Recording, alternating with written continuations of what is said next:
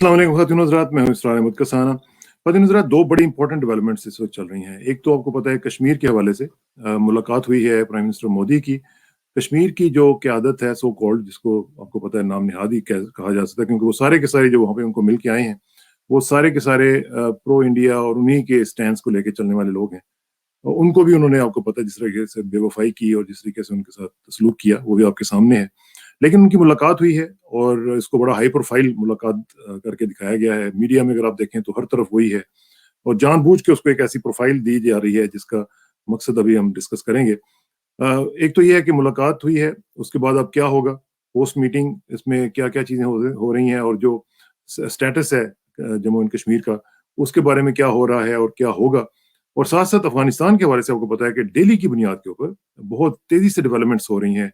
रोजाना 5-10 डिस्ट्रिक्ट्स जो हैं वो तालिबान जो है वो कैप्चर करते जा रहे हैं। उनका क्या बनेगा। और आज आज एज वी स्पीक हमने आज देखना है कि प्रेसिडेंट बाइडेन की मुलाकात हो रही है अशरफ गनी वगैरह के साथ, तो उसका क्या इम्पैक्ट पड़ेगा। ये दोनों चीजें डिस्कस करेंगे और उन चीजों को डिस्कस करने के लिए हमारे साथ एक बहुत ही पर्टिनेंट और बहुत ही वेल एस्टेब्लिश पर्सनैलिटी हमारे साथ मौजूद हैं, जो कि एजाज चौधरी साहब हैं, साबिक सेक्रेटरी खारजा और आजकल institute of strategic studies Islamabad के हेड हैं। एजाज भाई, थैंक यू वेरी मच, अस्सलाम वालेकुम फॉर जॉइनिंग अस। जी वालेकुम अस्सलाम इसरार कसाना साहब, बहुत शुक्रिया दावत देने का। मुझे बड़ी खुशी हो रही है क्योंकि आपके साथ हमारा बड़ा पुराना ताल्लुक है और जब भी मैं आपको देखता हूँ फॉरेन अफेयर्स में तो आप वैसे ही मास्टर हैं माशाल्लाह। स्ट्रेटेजिक इशू के ऊपर भी आपको हम अक्सर देखते रहते हैं और ये जो काम आजकल आप कर रहे हैं ये मेरा ख्याल है कि पहले से भी ज़्यादा इम्पोर्टेंट है, क्योंकि जो स्ट्रेटेजिक इश्यूज के ऊपर एक स्ट्रेटेजिक कम्युनिटी को आप जिस तरीके से माशाल्लाह उसको लीड कर रहे हैं, मैं समझता हूँ कि ये बहुत ही खुशी की बात है। तो टू स्टार्ट विद ये मुझे ज़रा बताइएगा एजाज साहब के आज जो मुलाकात हुई है प्राइम मिनिस्टर मोदी की और कश्मीरी क़यादत की, जिसमें ज़ाहिर है कि हुर्रियत कॉन्फ्रेंस नहीं थी और वो सब लोग थे जो कि उनके अपने लोग हैं, तो इसको आप किस तरह देख रहे हैं पाकिस्तान में बैठे हुए? जी एक तो हम ये देख रहे हैं कि पिछले 1.5-2 साल में जो एक कोशिश की हिंदुस्तान की हुकूमत ने कश्मीर को ज़म करने की, या अगर मैं सलीस उर्दू में कहूँ हज़म करने की, तो वो कामयाब होती दिखाई नहीं दे रही। लगता है कि दिल्ली में इस बात का इदराक हो गया है कि कश्मीरियों की रियासत ख़त्म करके, उनकी शनाख्त ख़त्म करके उसको जुल्म और बर्बरियत से दबाया नहीं जा सकता, क्योंकि आपको पता है कि पिछले 1.5-2 साल में हत्ता कि हिंदुस्तान नवाज जो लीडर थे उनको भी ज़ेरे हिरासत रखा गया। तो पूरी कश्मीरी कौम जो है, अगर किसी एक चीज़ पे मुझे मुतहिद नज़र आई तो वो इस बात पे नज़र आई कि हम कश्मीरी सारे के सारे अपनी शनाख्त नहीं खोना चाहते, तो वो रियासत को वापस असल शक्ल में देखना चाहते हैं जो उनकी असल शक्ल थी। लेकिन साथ ही साथ कल जो मीटिंग हुई है मोदी साहब के साथ हिंदुस्तान नवाज कश्मीरी कायदीन की, उसमें जो 3 मौज़ूआत में से सिर्फ एक मौजू पर प्रोग्रेस हुई है। जो 3 मौज़ूआत थे, एक तो मौजू है कि भाई जो हिंदुस्तान के वज़ीर आज़म ने उनको कहा कि हम चाहेंगे कि वहाँ इंतख़ाबात करा लिए जाएँ। मैं इस पे आता हूँ, लेकिन इंतख़ाबात से पहले वो ये कह रहे हैं कि हम डिलिमिटेशन करना चाहते हैं, यानी हल्का बंदियाँ नहीं करना चाहते हैं, नई कॉन्स्टिट्यूएंसीज बनाना चाहते हैं। इस पे भी आता हूँ। और तीसरी बात वो कह रहे हैं कि रियासत को उसके असल जो शक्ल है उसमें, यानी अभी तो वो यूनियन टेरिटरीज हैं उसको लौटा दिया जाए, रियासत दोबारा बना दी जाए, यानी 5 अगस्त 2019 से पहले वाला सिस्टम जो है वो कर। ये 3 मौज़ूआत थे जो मेरे नज़दीक वहाँ पे बहस में आए। चौथा मज़मून भी था बहस में, लेकिन उस पर कम बहस हुई है, वो था कि आर्टिकल 370 को दोबारा बहाल किया जाए या ना किया जाए, क्योंकि वो सुप्रीम कोर्ट में अभी सब्जेक्ट है, इसलिए उस पर बातचीत जो है नहीं हुई। तो ये तीनों मौज़ूआत अगर आप कहें तो मैं तीनों पे राइट वे अपना ही राय दे सकता हूँ। इसमें एक तो चीज़ ये है कि जो हमने देखा है और आज जिस तरह के रिपोर्ट भी हो रहा है, मैं बल्कि चाहूँगा कि बाकी मीडिया को तो मैं देख रहा था, लेकिन एक आधी जो स्टोरी है वो मैं आपको दिखाता हूँ और उससे आपको पता चलेगा कि किस तरीके से जो इंडियन मीडिया है वो किस तरह इसको ले रहा है। और ये देखें कि ये इंडियन एक्सप्रेस है, इंडियन एक्सप्रेस की जो खबर है वो कह रहे हैं कि Srinagar Delhi ice cracks actually in a bit of warmth but political thaw is long haul. और साथ ये महबूबा मुफ्ती साहबा की भी उन्होंने तस्वीर लगाई है और साथ नीचे जाके भी वो कह रहे हैं J&K talks polls first statehood later says PM parties welcome government move. इधर दूसरी तरफ कह रही हैं जी कि J&K to Delhi meeting to bridge a gap और फिर साथ ही देखें statehood should be restored first, ये आजाद साहब का बयान है, then elections. तो ये जो सूरत हाल आप देख रहे हैं इसमें जो बहस तो है वो तो बेसिकली तो देखें ना, अगर हम देखते हैं नॉर्मली एजाज साहब आपको पता ही है कि 3 दर्जे हैं ना उनकी स्टेट्स के, एक तो है कि यूनियन टेरिटरी, फिर दरमियान में एक स्टेट आ जाती है, स्टेट का जो दर्जा, फिर सबसे ऊपर जो स्पेशल स्टेटस था, तो इन्होंने उनके दोनों ऊपर वाले दर्जे उड़ा के उनको यूनियन टेरिटरी का जो सबसे निचला दर्जा था वो दे दिया। तो उस पर ज़ाहिर कंसर्न तो है, तो अगर आप उस पर चाहें तो जरा प्लीज हमें बताइएगा जी अपनी। जी जरूर। देखें, इंतखाबात पे उनको इसलिए है क्योंकि उनका ये ख्याल है कि ये एक किस्म की उन्होंने ये जो जितने लीडर्स थे इनको एक कुछ दाने डाले हैं, ये समझ लें कुछ शरीनी उनके दरमियान तकसीम करने की कोशिश की है कि भाई आपको दोबारा से इंतखाबात में हिस्सा लेके तो आप पावर में आ जाएंगे, लेकिन साथ ही शर्त ये लगाई है कि पहले हम डीलिमिटेशन हल्का बंदी करेंगे। और मेरी इतला ये है कि जम्मू के इलाके में कोई 7 से ज़्यादा हलके ऐसे हैं जिनकी नई हल्का बंदी इस तरीके से की जा रही है कि जो हिंदू अक्सरियती इलाके हैं उनकी कॉन्स्टिट्यूएंसीज बन जाएं, तो गोया कश्मीर की जो मुसलमान अक्सरियती इलाका होने की जो हैसियत है वो उसको ख़तरा पड़ जाए या वो कम हो जाए। दूसरी बात यह है कि जब इंतखाबात इस शक्ल में होंगे तो आप समझ सकते हैं कि वो असम्बली जो है वो किस तरह होगी। ये जो डीलिमिटेशन है ये इसलिए भी संजीदा है क्योंकि इसके साथ ही एक और अमल भी चल रहा है जिसमें कश्मीर में जो आबादियाती तब्दीली है जिसको हम डेमोग्राफिक चेंज कहते हैं वो भी लाई जा रही है और लाखों की तादाद में लोग वहाँ पे आबाद किए जा रहे हैं जो कश्मीरी नहीं थे या मुसलमान में नहीं थे। तो ये दोनों चीज़ें यानी हल्का बंदियाँ और दूसरी तरफ ये आबादियाती तब्दीली के लिए जो इक़दामात हैं ये मिलकर जितनी देर में इलेक्शंस होंगे आप देखेंगे कि ये बहुत सारी तब्दीली ज़मीनी हक़ाइक़ बदल चुके होंगे। तो ये मंसूबा जो हमें बीजेपी की तरफ से नज़र आ रहा है और साथ ही उनका ये ख्याल था कि कश्मीरियों में एक किस्म की फूट पड़ जाए कि कौन से ऐसे हैं जो हिंदुस्तान के इस मंसूबे पर चलेंगे और कौन से ऐसे होंगे जो इसके ऊपर इतराज़ात करेंगे। और आपने देखा कि साथ ही इतराज़ात आने शुरू हो गए हैं। मैंने सुना है गुलाम नबी आज़ाद कांग्रेस के, उनको भी मैंने पीपल्स कॉन्फ्रेंस के मुजफ्फर बेग को भी सुना, सजाद लोन को भी सुना, दोनों जो शेख अब्दुल्ला और उमर अब्दुल्ला और महबूबा मुफ्ती, अब इनके दरमियान भी एक इख्तलाफ राय है। महबूबा मुफ्ती ने ये कह चुकी हैं ऑन रिकॉर्ड कि भाई आप स्टेक होल्डर्स जो हैं उन सब के साथ बातचीत की जाए पहले।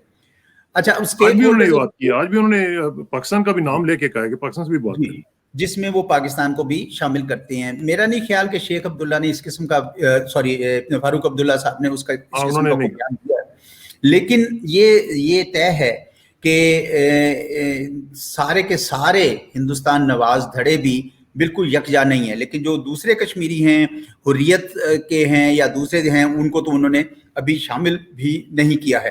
तो ये बेल मंडे अगर चढ़ेगी भी तो काफ़ी खारदार रास्ते से चढ़ेगी। तीसरा जो मौजू था इसके अंदर वो था कि रियासत को वापस लौटाना।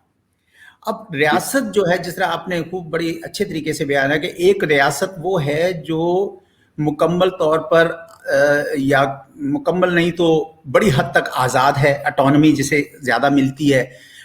दिफा और खारजा अमूर और मवासलात तो दिल्ली में यूनियन के पास रहेंगे, बाकी सारे मामला इनके पास होंगे। इसको कहते थे आर्टिकल 370।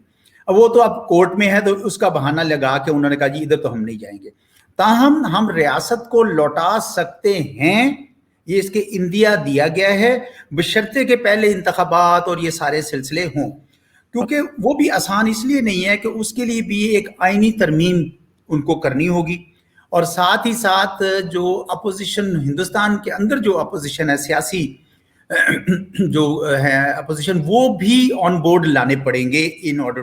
تو وہ کل کو they can turn around and سے کہ جناب آپ نے یہ کیسا قدم اٹھایا تھا 2 سال پہلے کہ جس کو آپ آگے نہیں نبھا سکتے تھے, تو اب مجبور ہو کہ اب آپ اس کو لوٹانا چاہتے ہیں, تو آپ کیوں سبگی کر رہے ہیں ہندوستان کی. تو یہ سوال جو ہیں یہ ایون ریاستی معاملات پہ بھی اٹھیں گے. اچھا, اس میں اعزاز صاحب جو بڑی امپورٹنٹ بات ہے وہ یہ ہے کہ یہ جو کچھ بھی یہ کر رہے ہیں, میری کچھ لوگوں سے بات ہوئی ہے انڈیا میں بھی, اور وہ بھی یہ کہہ رہے تھے کہ یہ کچھ دکھاوے کے لیے ہیں چیزیں, کیونکہ اس میں کچھ انٹرنیشنل ایشوز جو ہیں وہ انوالوڈ ہیں, اس میں یو ایس کا بھی ایشو انوالوڈ ہے, اس میں جو انٹرنیشنل پبلک اوپینین ہے, اور جس میں ظاہر ہے کہ پاکستان کا ایک بڑا رول ہے اس پبلک اوپینین کو ڈیولپ کرنے میں, اس کی وجہ سے انڈر پریشر آتے ہوئے, اور خاص طور پہ جو عرب کنٹریز ہیں اسپیشلی یو اے ای اور سعودی عرب, ان کے پریشر میں یہ صرف ان کو دکھا رہے ہیں کہ جناب دیکھیں ہم نے ان سے بات کرنے کی کوشش کی ہے, اور یہ وہی مطالبات ہیں جو مودی صاحب چاہتے ہیں کہ یہ کریں, اور ان کے منہ سے کہلوا کے تو اب یہ کہیں گے کہ دیکھیں ہم تو ان سے بات بھی کر رہے ہیں اور سب کچھ کر رہے ہیں, آپ فکر نہ کریں, یہ we are going back on track, کوئی مسئلہ نہیں ہے. تو یہ تو صورتحال جو ہے مجھے لگتا ہے کہ صرف دکھاوے کی صورتحال لگ رہی ہے. جی, آپ کا تخمینہ میرے خیال میں درست ہے. بڑی حد تک تو وہ دکھاوا ہی دکھتا ہے, اس میں کافی سارے ان کے عزائم نظر آ رہے ہیں کشمیریوں کے اندر. پھوٹ ڈالنا, ہندوستان نواز کشمیری لیڈروں کو بیٹ جیسے کہتے ہیں نا, ایک دانہ ڈالنا, ساتھ ہی ساتھ دنیا کو یہ دکھانا کہ دیکھیں ہم تو بات چیت کر رہے ہیں, آپ کو کشمیر پہ کوئی بات کرنے کا نہیں ہے. اور پاکستان کی جو آواز جو ہم نے تقریباً ہر جگہ پہ اٹھائی گئی ہے, اور بشری حقوق کے حوالے سے ایک بڑا دباؤ, بین الاقوامی دباؤ بڑا ہے ہندوستان پہ.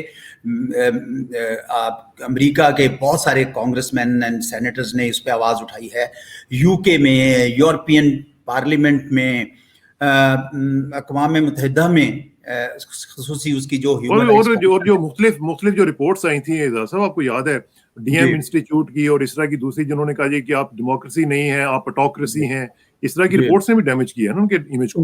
ہاں, تو وہ اس وجہ سے میرے خیال میں یہ کسی حد تک پبلک ریلیشننگ ایکسرسائز ہے کسی حد تک, جس کو آپ دکھاوے کا کہہ رہے ہیں. تو لیکن ساتھ ہی ساتھ میرے خیال میں جو ریاست کو لوٹانا اس وقت کشمیریوں سے بھی زیادہ میرے خیال میں مودی حکومت کی مجبوری بن گئی ہے. وہ میں کیوں کہہ رہا ہوں؟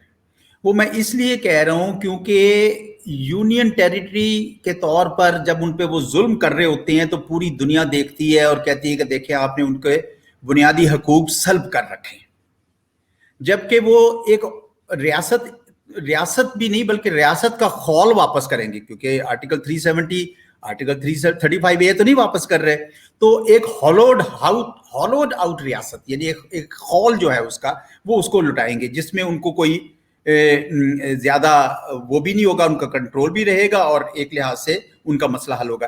تو یہ کچھ اس قسم کا ایک سیاسی چال زیادہ دکھائی دے رہی ہے, جس میں یہ مختلف مقاصد جو میں نے ذکر کیا وہ مودی صاحب حل کرنے کی کوشش کر رہے ہیں. تو اس میں جی پلیز گو ہیڈ. میں صرف یہ بتانا چاہ رہا تھا کہ ممکن آپ پوچھے بھی کہ پاکستان کے حوالے سے کیا ہو رہا ہے, اور میں یہی پاکستان پوچھنا چاہ رہا تھا کہ شاہ محمود قریشی صاحب کے بیانات بھی آ رہے ہیں اوپر تلے, تو اب پاکستان کے لیے کیا سٹینس ہے, پاکستان کیا کہے, اور پاکستان کس طریقے سے اس کو لے, کیونکہ پاکستان کا مطالبہ تو بیسیکلی تو 370 والا ہی ہے. تو اگر وہ نہیں ہوتا, شارٹ آف دیٹ پاکستان کے پاس پھر آپشنز کیا بچتی ہیں؟ دیکھیں ویسے تو نہ ہم 370 کو مانتے تھے, نہ ہم یہ مانتے ہیں کہ کشمیر ہندوستان کے آئین کا حصہ ہے. ہم یہ سمجھتے ہیں کہ یہ ایک متنازع علاقہ ہے جو بین الاقوامی طور پر تسلیم شدہ ہے. لیکن کشمیریوں کی شناخت کا جب مسئلہ آیا تو سرکار پاکستان نے کہا کہ ان کی ریاست کو بدرجہ عدم واپس اپنی شکل میں لایا جائے, کیونکہ اقوام متحدہ کے قراردادیں بھی یہ کہتی ہیں کہ آپ کوئی زمینی تبدیلی نہیں کر سکتے تا وقت کہ مسئلے کا حل نہ ہو جائے. تو یہ پاکستان کی حکومت کا مطالبہ قانونی لحاظ سے اور اخلاقی لحاظ سے, دونوں لحاظ سے یہ جائز ہے کہ کشمیریوں کی شناخت کو ختم نہ کیا جائے اور ریاست کو اصل شکل میں واپس کیا جائے, جس کا مطلب یہ ہے کہ اٹانومی سمیت جس کو 370 بھی کہتے ہیں، اٹانومی سمیت ہم چاہتے ہیں کہ وہ واپس آئیں، اور اس کے بعد پھر یہ پاکستان ہندوستان بیٹھ کے اقوام متحدہ کے قراردادوں کی روشنی میں اس کو مسئلے کا حل کریں. یہ تو پاکستان کی سرکاری پوزیشن ہے.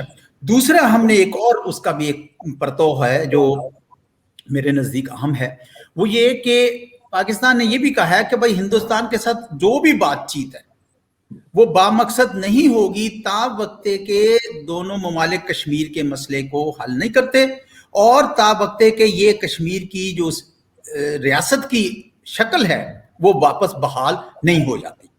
تو یہ عین ممکن ہے. اب میں یہاں پہ اس کو ہماری انگریزی میں کہتے ہیں اسپیکولیشن، یہاں میں اب اسپیکولیٹ کر رہا ہوں، یہ فیوچر کی طرف دیکھ رہا ہوں کہ عین ممکن ہے کہ مودی حکومت کے کہ اچھا جی ہم نے ریاست کی اصل شکل واپس کر دی ہے، اصل تو نہیں کی لیکن چلیں خول واپس کر دیا ہے، تو آئیے اب آپ ہم سے بات چیت کیجیے. تو اس موقع پر پھر پاکستان کی حکومت یہ فیصلہ کرے گی کہ انہوں نے بات کرنی ہے یا نہیں کرنی. پہلے تو ہم دیکھتے ہیں کہ وہ کرتے بھی ہیں تو کیا کرتے ہیں. لیکن اس میں اب دیکھیں نا صورتحال جو فار ایگزامپل جو میں نے ابھی سیکنڈ ٹاپک ہم نے بات کرنا افغانستان کے حوالے سے، ایک تو یہ بھی کہا جا رہا ہے کہ چونکہ نظر آ رہا ہے کہ وہاں پہ طالبان کی حکومت بن جائے گی، اور امریکن خود کہہ رہے ہیں کہ یہ زیادہ سے زیادہ 6 مہینے کے اندر اندر سارا کا سارا جو ڈھانچہ انہوں نے بنایا تھا وہ دھڑام سے گر جائے گا. ان کے اپنے انسٹیٹیوٹس یہ بتا رہے ہیں.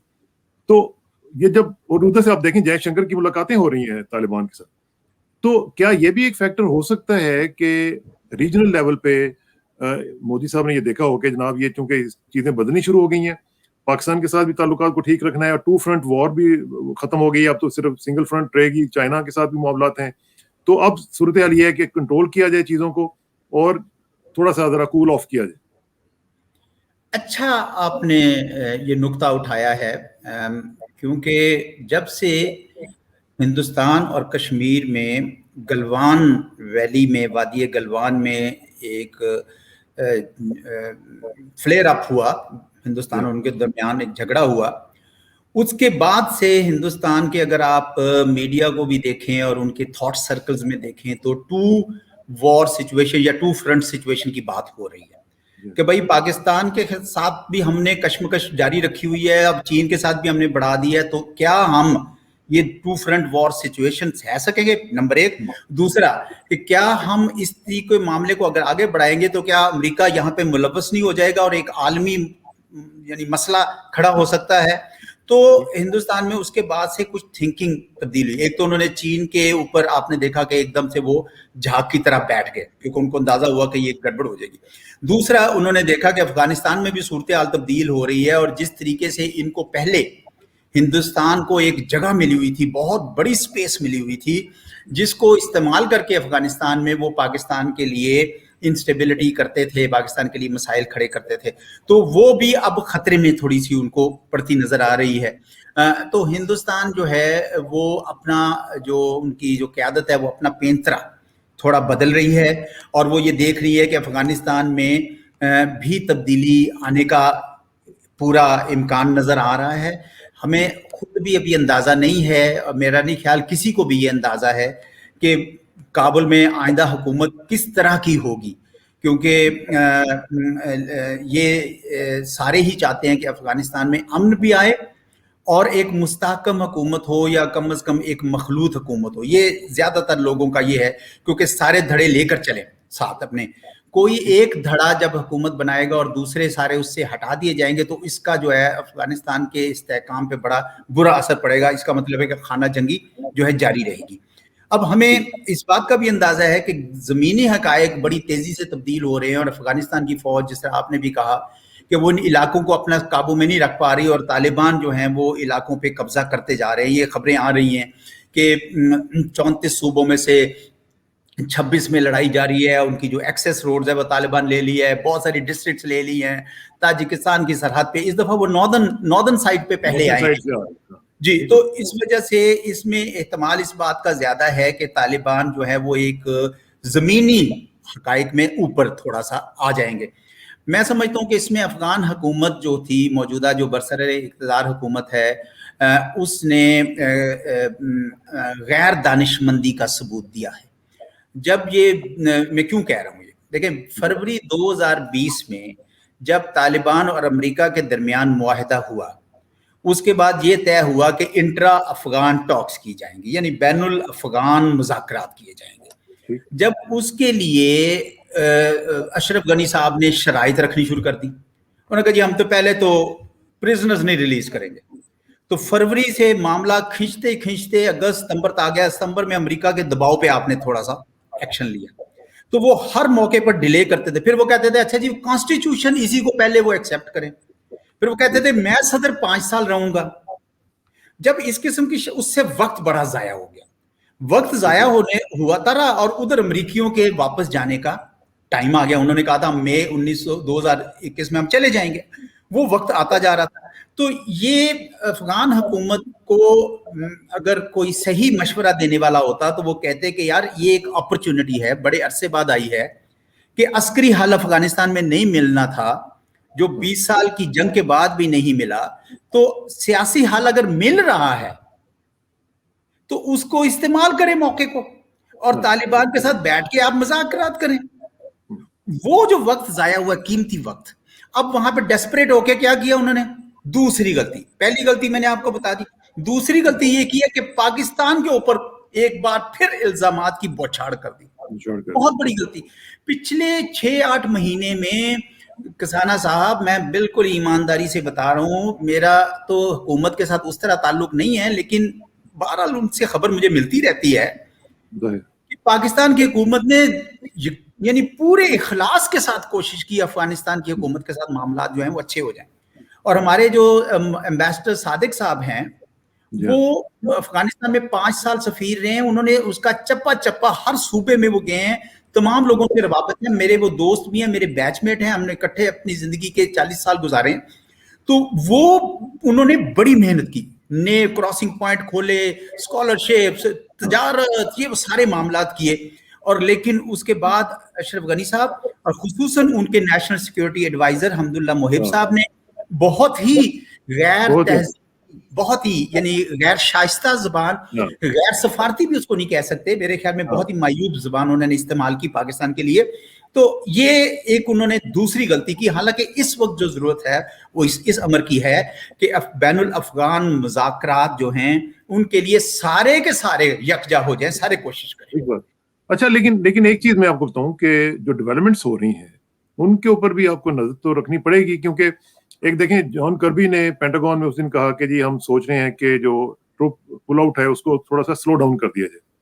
अच्छा, as a matter of fact आज की जो खबर है वो ये है, बल्कि एपी इसको रिपोर्ट कर रहा है कि उनको कुछ यूएस ऑफिशियल्स ने कहा है कि जी हमने डिसाइड किया है कि 650 ट्रूप्स जो हैं अमेरिका जो है वो अफगानिस्तान में बाकी रखेगा, और वो इसलिए होंगे कि अपनी एम्बेसी को वो गार्ड कर सकें और कुछ साथ साथ मिलके वो एयरपोर्ट का भी जो है बंदोबस्त संभाल सकें। अगरचे टर्की ने ये फैसला कर लिया है कि वो इसको संभालेंगे, और बाकी दोनों ममालिक के साथ पाकिस्तान और हंगरी के साथ भी मुलाकातें उनकी चल रही हैं, और एज मैटर फैक्ट आपके वजीर खारजा साहब भी और आर्मी चीफ भी होके आए वहां से, तो मेरा ख्याल है कि ये भी सिलसिला चल रहा है। तो ये भी चीजें आपको देखनी पड़ेंगी ना कि कैसे ट्रूप पुल आउट जो है वो हो रहा है कि नहीं हो रहा, और किस तरह हो रहा है, और वो पीछे क्या छोड़ के जा रहा है।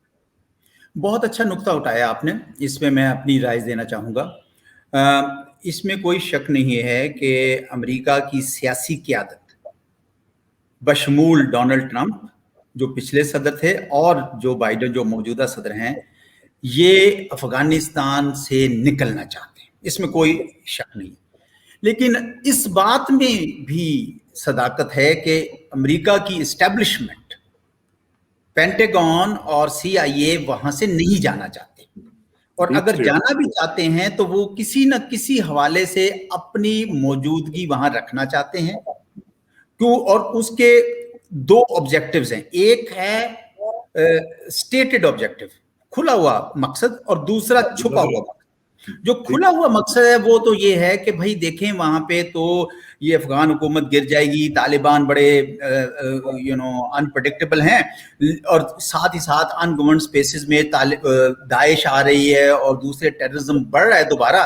तो वो मकसद जिसके लिए अमेरिका अफगानिस्तान में गया था वो फौत हो जाएगा अगर हमने दोबारा वहां पे कुछ ना कुछ ना किया, जिसके लिए पहले बेसिस की बात शुरू की गई और एक जस्टिफिकेशन पैदा की गई कि अमेरिका को इस इलाके में रहना होगा تو पेंटागन से जब करबी साहब बोलते हैं या कोई और इस तरह की खबरें लगाई जाती हैं तो वो मुझे समझ आती है कि ये उस दूसरे मकसद की तकमील है कि भाई एक तो यानी ज़ाहिरी मकसद तो ये, अब दूसरा जो मकसद था मेरे नज़दीक वो ये है कि अमेरिका ये भी समझता है कि ये इतनी अहम जगह थी कि जो उनका अब बड़ा मकसद है, जो चीन के साथ उनका मुसाबका है या रूस के साथ उनका मुसाबका है, कंपटीशन जो कह रहे हैं चाइना के साथ, उसमें उनके लिए जरूरी है कि वो इस खित्ते में बैठकर इसकी पूरे की मॉनिटरिंग करें।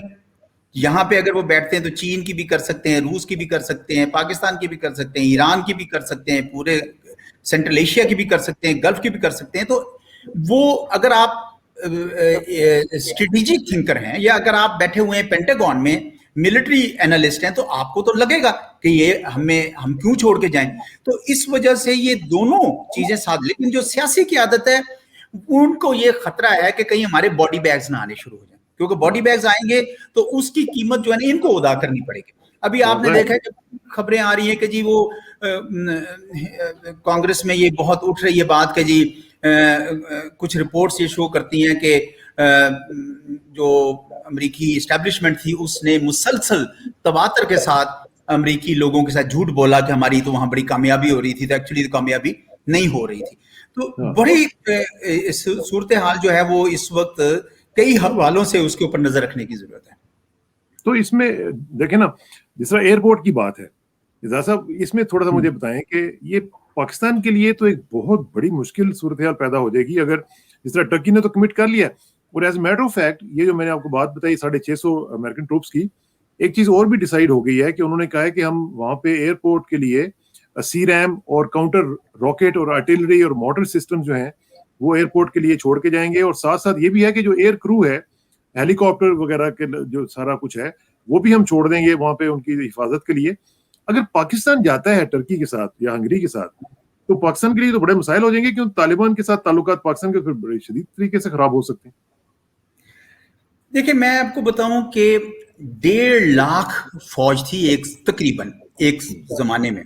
सर्ज जब आया था, जब बाराक ओबामा साहब ने कहा कि पहले हम सर्च करेंगे फिर उन्होंने ड्रॉ डाउन किया, 1.5 लाख फौज, करोड़ों डॉलर्स, इतने लोग, वो उसमें तालिबान को शिकस्त भी नहीं दे सके और ना उस पूरे इलाके पे अमलदारी कायम कर सके। हाँ जी। तो ये 650 और या इवन 6000 भी शायद वो काम नहीं कर सकते जिसका आप जिक्र करें। अब सिर्फ क्या है, ये एक यानी आप काबुल का ही मुहासरा कर रहे हैं कि आने वाले बाहर से कोई, यानी आप उनको शह दे रहे हैं कि आओ अब हम पे हमले करो और मुकाबला होगा। तो आपने जब 20 साल में जो जंग नहीं जीती तो अब अभी आप ये क्या जीतेंगे? तो मेरे ख्याल में ये एक प्रोवोकेटिव एक्शन है। ठीक है, हिफाजत की इसमें कोई शक नहीं है कि अफगान फौज को अफगानिस्तान के उन इलाकों का, काबुल समेत, दिफा करने का हक है और होना भी चाहिए। और हम भी तालिबान को ये कह रहे हैं कि भाई तशद्दुद नहीं बल्कि मामलात को बातचीत के जरिए कोशिश की जाए हुकूमत बने, क्योंकि हम भी नहीं चाहते हैं कि कहीं पे भी बजोरे शमशीर, बजोरे तलवार कब्जा करके वहां पे आए। ये आजकल का दौर है जिसमें डेमोक्रेटिक प्रिंसिपल्स होने चाहिए। तो हम भी तालिबान, लेकिन मसला ये कि अफगानिस्तान की हुकूमत जो है वो बजाय इस बात के तवज्जो दे कि बैनुल अफगान मुज़ाकरात को संजीदगी से किया जाए, वो अभी भी इल्जामात तालिबान पे ये लगा रहे हैं कि आप तो पिट्ठू हैं पाकिस्तान के, जबकि पाकिस्तान उनको खुद दबाव डालकर लेकर आया मेज पर। तो एक मतलब है कि नासमझी की इंतहा है। बाकी लेकिन एयरपोर्ट पे मुझे जरा बताएं ना, एयरपोर्ट पे क्या करना चाहिए? पाकिस्तान को जाना चाहिए या नहीं जाना? नहीं, देखिए मुझे इस बात का तो अंदाजा नहीं है कि हमारी अस्करी क़यादत क्या फैसला करती है, लेकिन मुझे ये पता है कि तुर्की पहले भी कुछ उनके वहां पे लोग मौजूद हैं और वो तुर्की ये ड्यूटी पहले से भी अंजाम दे रहे हैं, जो पहले से भी अंजाम दे रहे हैं। तो इस वजह से तुर्कों का तो बनता भी है, नेटो के साथ उनका लिंक भी है, उनका हिस्सा है, पाकिस्तान के साथ भी उनका भरोसे का वो है। मुझे नहीं पता कि पाकिस्तान वहां पे अपने ट्रूप्स डालेगा या नहीं डालेगा, लेकिन अगर कोई मुझसे पूछे तो मैं उनको कहूंगा कि बिल्कुल ना करें ये काम। पाकिस्तान ने देखे पिछले कुछ अरसे से एक पॉलिसी इख्तियार की है, ہم افغانستان کو آزاد, sovereign, independent, prosperous Afghanistan, democratic Afghanistan دیکھنا چاہتے ہیں. اس کے بعد ہم نے ہر دھڑے کے ساتھ ہم نے رابطے رکھے ہیں. میں آپ کو بتاؤں کہ پریزیڈنٹ اشرف غنی کے علاوہ ہمارے اس انسٹیٹیوٹ میں جہاں میں بیٹھا ہوں, یہاں پہ اشرف عبداللہ صاحب آ چکے ہیں, احمد ولی مسعود آ چکے ہیں, تقریر کر چکے ہیں, خلیل وہ جو ہزارہ کے ہیں خلیلی صاحب جو ہیں آ چکے ہیں. ہم نے تقریباً پاکستان نے ساروں کے ساتھ یہ رابطہ رکھنے کا مقصد یہ تھا, ان کا مقصد یہ تھا کہ بھئی ہم یہ کہتے ہیں کہ ہمارا کوئی فیورٹ نہیں ہے, ہم چاہیں گے کہ سارے افغان دھڑے آپس میں بیٹھ کے, کیونکہ ہمیں اس بات کا بخوبی اندازہ ہے کہ یہ 1990 کی دہائی نہیں ہے اور طالبان اور دوسرے دھڑوں کے درمیان جو جنگ ہے. اب آپ خبریں سن رہے ہوں گے کہ شمالی اتحاد جیسا ایک محاذ بن رہا ہے وہاں پہ, سن رہے ہوں گے نا آپ, ملیشیاز تیار کیے جا رہے ہیں, یہ آپ نے خبریں سنی ہوں گی. پھر ہندوستان بھی سرگرم عمل ہو گیا, آپ کو پتا ہے ٹریڈیشنلی ان کو وہ اسلحہ سپلائی کرتا, سب کچھ کرتا تھا. ایران بھی میرا خیال میں اس میں ایکٹیو ہو جائے گا. تو یہ جو دوبارہ سے ایک پراکسی وار شروع ہوگی اور دوبارہ سے یہ اس کا برنٹ کس کے پاس جائے گا مجھے بتائیں, افغانستان کے عوام کو چھوڑ کر پاکستان پہ آئے گا. ایک نئی ویوز آئیں گی ریفیوجیز کی. تو پاکستان واحد ملک ہے جو پورے اتم اخلاص کے ساتھ یہ چاہتا ہے کہ افغانستان میں امن آئے, کیونکہ اگر بدامنی کی سزا سب سے زیادہ پاکستان جو ہے بھگتا ہے. لیکن دیکھیں نا, یہ بات تو وہی آگی نا کہ نہ جائے ماندن نہ پائے رفتن والی بات ہے کہ اگر ایئرپورٹ کی طرف آپ اپنے ٹروپس بھیجتے ہیں تو طالبان کے ساتھ یا افغانیوں کے ساتھ تعلقات کا خراب ہوتا ہے, اگر نہیں بھیجتے تو ترکی کے ساتھ آپ کے تعلقات میں ٹینشن آ سکتی ہے. تو یہ جو صورتحال ہے اس میں دیکھیں میں اس کا تھوڑا دفاع کروں گا. دیکھیں میں آپ کو بتاؤں, طالبان کا کاڈر تو افغانستان میں ہے, لیکن یہاں پہ ریفیوجیز ہیں, ان کو اپنے رشتہ داروں کو ملنا جلنا یہ وہ, پلس یہ کہ یہاں پہ ایک ٹی ٹی پی بھی بیٹھی ہوئی ہے جو پاکستان کے خلاف اس نے پوری دشمنی کی ہوئی ہے.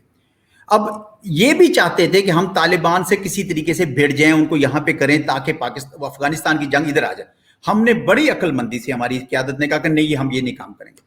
تو اب آپ ایئرپورٹ پہ یا کہیں ٹروپس کھڑے کر دیتے ہیں اور طالبان کے ساتھ مٹ بھیڑ ہو جاتی ہے, تو جنگ تو آپ پاکستان میں لے آئے نا, پھر بالکل کیوں لائے ہم. مطلب میرے جیسے لوگوں کو تو کم از کم یہ سمجھ نہیں آ رہی کہ ہم یہ کیوں لے کر آئے. ہم ترکی کو سمجھانا چاہیے نا.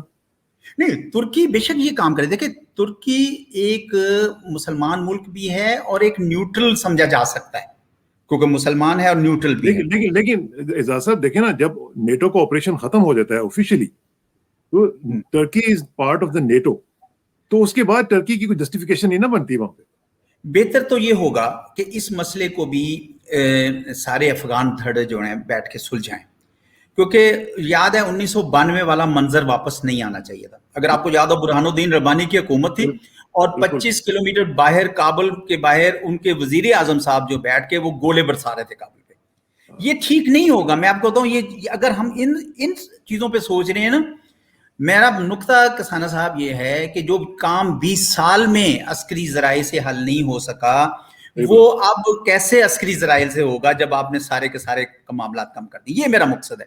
تو یہ جو آپ نے ایک لائن پکڑی تھی کہ ایک سیاسی حل ہوگا, اس پہ ڈٹے رہنا چاہیے. میرا یہ مشورہ ہوگا اپنی سرکار کو. میں تو نیچرلی ایک تھنک ٹینک میں ہوں, حکومت پاکستان آزاد ہے جو فیصلے کرے, پر میں یہ سمجھتا ہوں بطور پاکستانی کہ ہمیں جو پالیسی لی تھی کہ ہم سب کے ساتھ رابطے رکھیں گے, ہم افغانستان میں انٹرفیئر نہیں کریں گے, نہ ہی ہم کسی اور کو انٹرفیئر کرنے دیں گے یا کہیں گے ان کو. اور افغان یہ it should be Afghan led and Afghan owned, یعنی افغان ہی اس کا فیصلہ کریں. اس کے لیے پریشر ڈالیں افغان حکومت پہ. امریکہ کو بھی چاہیے, ترکی کو بھی چاہیے, ان کو پریشر ڈالیں کہ بھائی یہ 4 6 10 سولجرز وہاں پہ نہیں کر سکیں گے, آپ آئیں, دوحہ کا فورم موجود ہے, وہاں پہ جائیں. بلکہ میں سمجھتا ہوں ایک ریجنل کانفرنس بھی کی جا سکتی ہے, ریجنل, جس میں چائنا وغیرہ اور رشیا اور یہ سارے, ایران بھی اور پاکستان, تاکہ ایک پیغام جائے سارے افغان کو, طالبان سمیت, طالبان کو بھی پیغام جائے, افغانوں کو بھی پیغام جائے کہ بھائی جنگ نہیں ہو سکتی, بس ہو گئی, بہت ہو گئی, اب بیٹھ کے آپ لوگ میز پر بیٹھ کے مذاکرات کریں. فائنل کویسچن جو پرائم منسٹر عمران خان صاحب نے کہا ایبسولوٹلی ناٹ, اس کے بعد اس کی امپلیکیشنز آپ سمجھتے ہیں کہ ہوں گی؟ میں یہ سمجھتا ہوں کہ ہمارے وزیر اعظم صاحب نے بہت جرت کا مظاہرہ کیا اور بہت اچھا فیصلہ کیا، بہت دانش مندی کا فیصلہ کیا۔ ہم نے دیکھا ہے ماضی میں کہ جب بھی ہم نے بیسز دیے، بڑا بیر دیا ہو یا ہم نے شمسی بیس دیا ہو، پاکستان ولنریبل ہوا، پاکستان زیادہ غیر محفوظ ہو گیا۔ ہمیں کیا ضرورت ہے؟ آپ سوچیں نا، آپ بالکل بڑی مطلب ایک عام سادہ فہم بات کرنے لگا ہوں کہ آپ نے دے دیا ایک وہاں سے ڈرون اٹھے، وہ جا کے طالبان یا کہیں مارتے ہیں، جس کے اوپر بھی وہ ڈرون گریں گے وہ ہم اس کے دشمن ہو گئے، ٹھیک ہے جی، داعش بھی کے بھی سب۔ اب وہ آ گئے جی، انہوں نے کہا جی افغانستان کو تو بعد میں لیں گے، یہ تو ہمارے پاس کہیں نہیں جاتا، پاکستان کو ذرا نپڑ لیں۔ بھائی یہ ہمیں نیکی برباد گناہ لازم، ہم تو مطلب ہے کہ ایسے آپ بیل مجھے مار۔ تو میرا یہ خیال ہے کہ وزیر اعظم کا یہ جو استدلال تھا وہ بالکل درست ہے، اور میں سمجھتا ہوں کہ امریکہ کو بیسس کی ضرورت بھی نہیں ہے، نہ امریکی حکومت مانگ رہے ہیں، میرے خیال میں وہ مانگ بھی نہیں رہے۔ یہ ایک چیٹر بنایا گیا تاکہ توجہ ہٹ جائے وڈرال سے اور وہ محفوظ طریقے سے وڈرال ہو جائے، ورنہ امریکہ کے پاس تو بیسز موجود ہیں گلف میں، ان کو کیا ضرورت ہے ان کو بیسز۔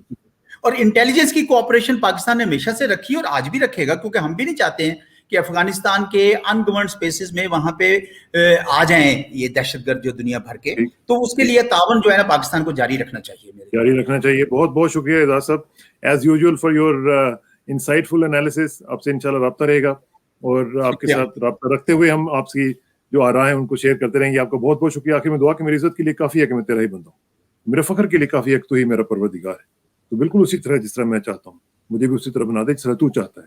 سپردم بتو میں خیش رہا تو دانی حساب کو مبیشرہ۔ مجھے اسراق سانہ کو، اعجاز چودھری صاحب کے ساتھ اجازت دیجیے، جلدی ملاقات ہوگی انشاءاللہ۔ اللہ حافظ۔ انشاءاللہ۔